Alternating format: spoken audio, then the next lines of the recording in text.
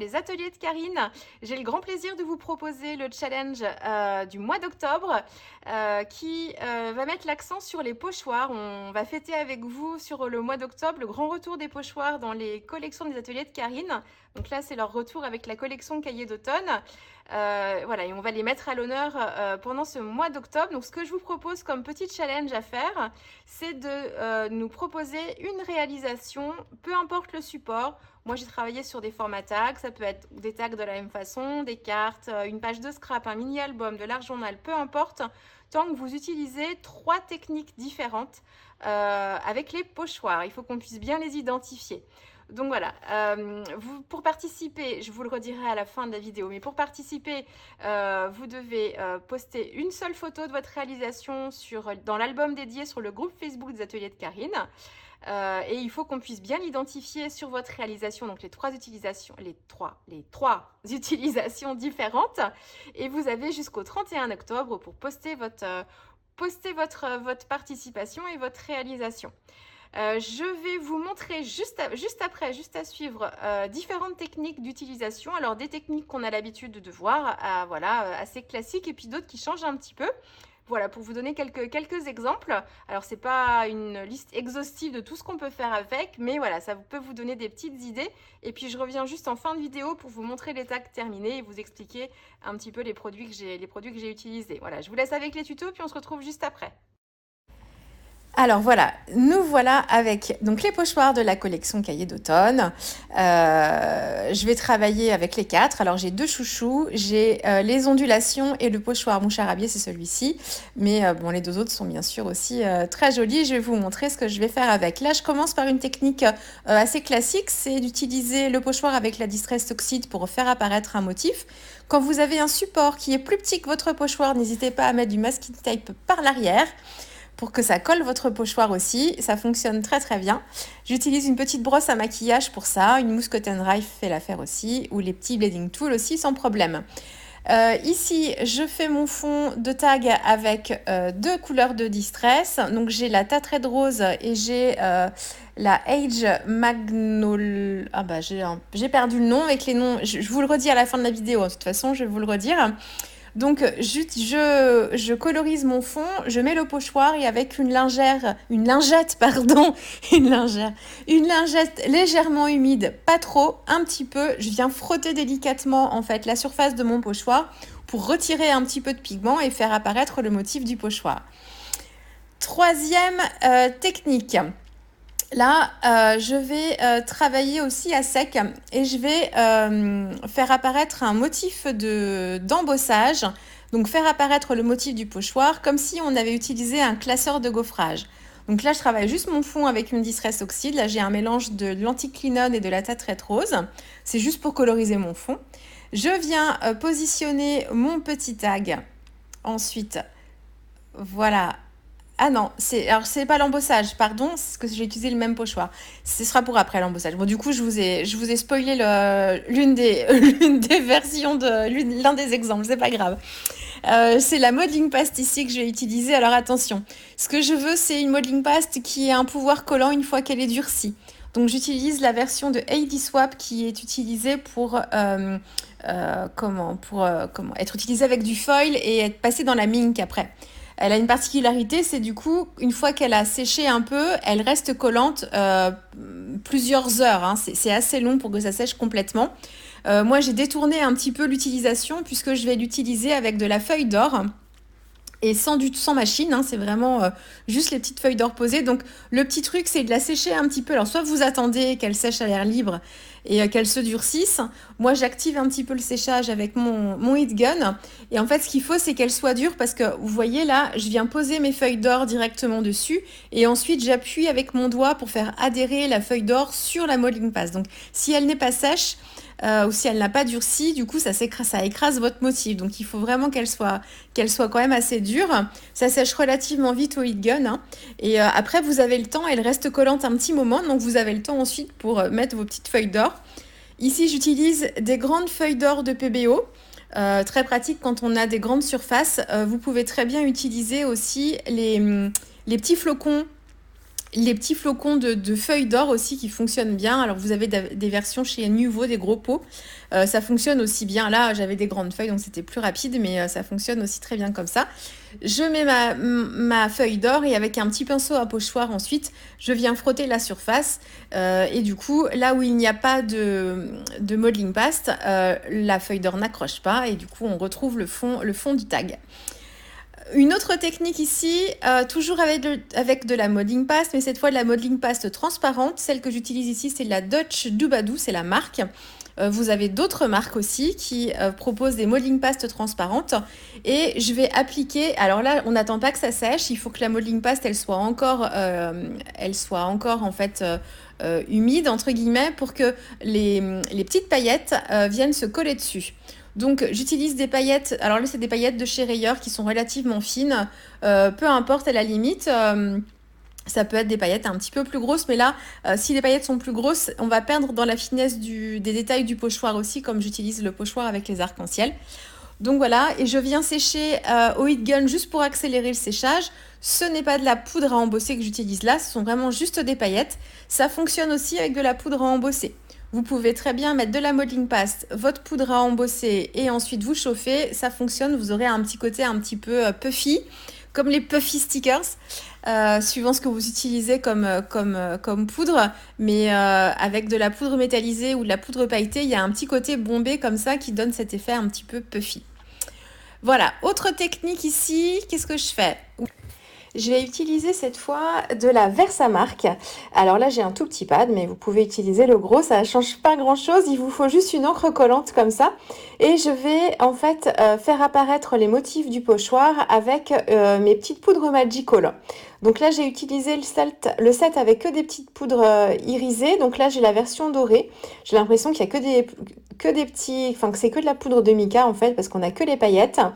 Je saupoudre un petit peu sur mon tag, je répartis la poudre avec un petit pinceau à éventail comme ça. Et puis du coup, la petite poudre va se fixer sur la partie qui est tamponnée à la tamponnée à la Versamark. Alors, laissez pas tamponner, mais c'est le motif du pochoir qui apparaît comme ça.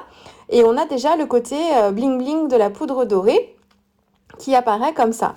Alors, je pense qu'on doit pouvoir laisser les Magical comme ça, et je pense que là, une fois que la Versamark aura séché, je pense que ça se fixera, parce qu'on n'a pas beaucoup de produits. Par contre, les poudres Magical, elles sont faites pour être réactivées avec de l'eau notamment. Donc moi, j'ai préféré pchiter un petit peu d'eau dessus pour les activer, et les sécher après au heat gun pour bien les fixer dessus. Et du coup, ça donne un petit effet peut-être un petit peu plus aquarellé. Bon, c'est très subtil, hein. Mais voilà, alors attention surtout quand vous pulvérisez de l'eau, il faut que moi j'utilise un brumisateur pour gérer la quantité d'eau et je le place assez loin de ma feuille. Il faut juste apporter une légère humidification pour activer les pigments, mais il ne faut pas les noyer non plus pour garder la finesse du motif aussi, hein. Donc voilà, donc il faut juste faire attention à ça. Donc voilà, et là, dernière technique que je vous ai spoilé un petit peu avant. C'est la technique de l'embossage à froid. Donc là, en fait, il vous faut juste un petit tapis de silicone avec votre Big Shot. Et vous allez placer, en fait, vous allez enlever un intercalaire de votre Big Shot. On place une plaque de plexi, le tapis de silicone, la feuille de papier, le pochoir par-dessus, une autre plaque de plexi et on mouline. Si jamais l'épaisseur n'est pas suffisante, n'hésitez pas à mettre une petite cartonnette ou à adapter l'épaisseur avec un petit peu de papier, du cardstock, pour augmenter un tout petit peu l'épaisseur. Et vous passez votre sandwich dans la Big Shot et ça marche très très bien et ça marche avec tous les pochoirs. Voilà pour les différentes techniques. Je vous retrouve juste après où je vous montre les tags finis et je vous explique un petit peu les produits que j'ai utilisés. Alors voilà, vous avez vu quelques utilisations et quelques petits exemples d'utilisation. Alors comme je vous le disais, la liste n'est pas exhaustive, il en existe plein d'autres. Vous avez d'ailleurs Sonia Mozartor qui vous a posté à la fin du mois de septembre une vidéo, c'était pas prévu hein, parce qu'elle connaissait pas l'objet du challenge du mois d'octobre. Mais elle vous a fait une petite vidéo avec différentes utilisations des pochoirs avec la Versamark notamment. Donc, n'hésitez pas à aller faire un petit tour. C'est sur le groupe Facebook d'Atelier de Karine qu'elle l'a posté. Elle revient sur des petites techniques aussi qui changent un peu. Donc, n'hésitez pas, ça peut vous compléter votre panel d'utilisation, vous donner des petites idées en plus. Mais voilà, là, je vous ai donné quelques petits exemples.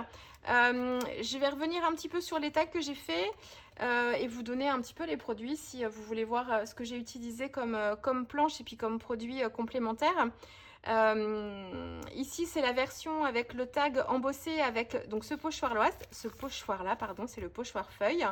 Le petit chaperon rouge, c'est la planche des Cro-Mignons. Elle est ici. Voilà. Je lui ai coupé l'écharpe par contre, la pauvre, mais il faut que je la recolorise et que je la recolle par-dessus.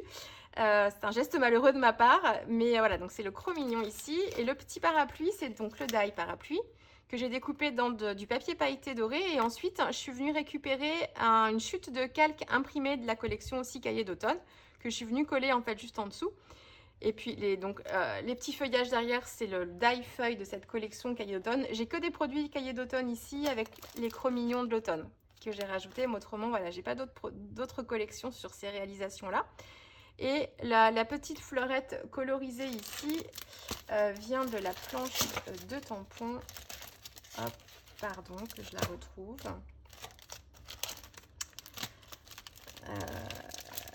Où est-elle? Elle est là. Hop, c'est celle-ci. C'est la planche avec toutes les petites feuilles. Voilà, qu'est-ce que je peux vous dire d'autre? Ici, c'est le pochoir mouchard à biais. C'est celui-ci. Le die feuille toujours. Au cœur du jardin, c'est cette planche-là. Ici, en tamponnage de fond, j'ai utilisé le joli bouquet. Ici, on a un petit accessoire avec le petit tabouret. Hop, c'est celle-ci. Le petit tabouret. Et le mot art, c'est le set de die avec les tubes. Et puis voilà, justement le mot ici. Là, alors ça, c'est un deuxième exemple avec le pochoir arc-en-ciel. Ici, la modeling paste transparente, donc c'est celle-ci que j'utilise. C'est la Dodge Doubadou, mais peu importe ce que vous utilisez, hein. Le renard, c'est un Cro-Mignon. Un Cro-Mignon ici. Hop, juste là. Et là, c'est un die cut. Et là, vous retrouvez, encore une fois, les die feuilles. Hop. Toujours le joli bouquet. Le mot art vient de la grande planche de tampon sur le thème de l'art. Juste ici. Voilà. Les couleurs d'aquarelle que j'ai utilisées, je vous ai fait une vidéo tuto sur la chaîne YouTube des ateliers de Karine, où c'est ma première vidéo avec cette collection, où je vous montre un petit peu mes différents travaux de nuancier quand je commence à travailler une collection de papier. Donc j'ai utilisé sensiblement les mêmes couleurs ou les mêmes mélanges, donc vous pourrez aller faire un petit tour si vous voulez, si ça vous intéresse. Ensuite, le petit cartable. Hop, c'est celle que je n'ai pas encore montrée, c'est celle-ci, avec le texte « Dessine-moi l'automne ». Et ensuite, je suis venue compléter ma mise en page avec toujours cette même planche de tampon, ici répétée plusieurs fois et dans plusieurs sens. Et j'ai fait des rappels du doré utilisé pour le cartable sur les feuilles et le centre des fleurs. Mes aquarelles dorées, les Gansai Tambi. Souvent, on me demande. Je vous la montre.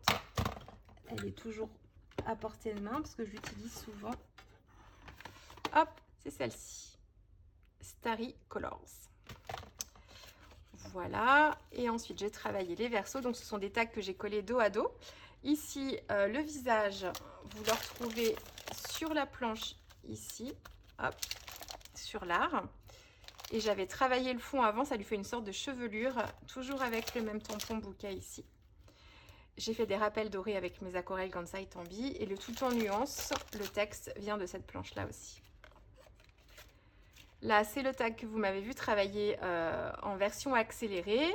Le petit sac à dos, hop, c'est cette planche-là. J'ai complété avec le die feuille et au bout du chemin, hop, c'est cette planche-là. Voilà. Ici, c'est la technique des feuilles d'or avec la modeling paste. Donc la modeling paste que j'utilise ici, il faut qu'elle ait un pouvoir collant une fois qu'elle s'est durcie. Donc c'est la version Daily Swap pour la mink. Vous savez, c'est la machine pour utiliser le foil. Ça fonctionne aussi avec le foil. Voilà, donc elle reste bien blanche et surtout quand elle a durci, elle a ce petit pouvoir un petit peu collant. Voilà, il en existe d'autres, moi c'est celle-ci que j'utilise, mais il en existe d'autres d'ailleurs. J'en ai commandé une autre pour la tester, je vous en parlerai bientôt.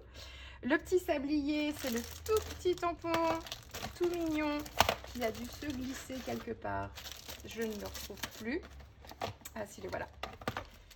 C'est celui-ci, il est à l'envers. Celui-ci, le petit sablier. Et le mot art, toujours le die avec les pinceaux. Ça, c'est un autre tag avec une Distress Oxide que j'ai utilisée. C'est celle-ci, la Age Mahogany, avec la technique de la lingette pour faire apparaître le motif du pochoir.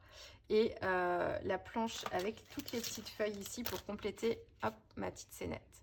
La poudre à embosser ici, c'est la Woo Metallic Gold Rich Pâle, super fine. Voilà, l'un de mes chouchous, ce petit tampon, c'est la petite grue ici, que j'ai d'abord tamponné et embossé avec toujours la même poudre Waouh ici. Et j'avais colorisé le motif à part que j'ai collé avec de la mousse 3D. J'ai complété en fait la mise en scène avec cette planche-là. Hop. Et puis j'ai rajouté des petits détails avec ces petits branchages-là. Et savourer le moment présent doit venir de cette planche-là. Voilà. Hop. Donc celle-ci que vous avez vue en vidéo accélérée, j'ai donc utilisé la Versamark, peu importe. Là j'ai un petit pad, si vous avez le grand pad, du coup vous allez plus vite. Il n'y a pas de problème. Et ensuite, la poudre dorée que j'ai utilisée provient de ce set-là, Glitzy Magicals. Il y a différentes poudres. Alors, je pense que c'est presque que du mica dedans. Et moi, j'ai utilisé la version dorée, Glitzy Gold. Et réactiver un petit peu avec de l'eau, tout en douceur et en légèreté pour pas noyer le motif du pochoir. Le pochoir, c'est le pochoir mouchard à biais. Il est là. C'est l'un de mes préférés, avec celui-ci. J'aime beaucoup celui-là pour l'art journal et celui-ci, il a vraiment un détail super fin. Je l'aime beaucoup. Le petit arc-en-ciel en macramé, vous le retrouvez sur tous ces petits objets de l'automne. Voilà, le die-feuille toujours. Et puis voilà, on a fait le tour. Donc voilà, donc moi j'ai choisi des tags parce que voilà, c'était petit et puis facile pour vous en montrer plusieurs. Mais voilà, je vous laisse choisir votre support et les différentes techniques que vous voudrez utiliser sur votre réalisation. Donc je vous le répète, une seule photo dans l'album sur le groupe des ateliers de Karine, l'album dédié pour le challenge du mois d'octobre 2021. Et vous avez jusqu'au 31 octobre pour nous envoyer vos participations. Voilà, je vous souhaite un bon scrap et puis je vous dis à très vite.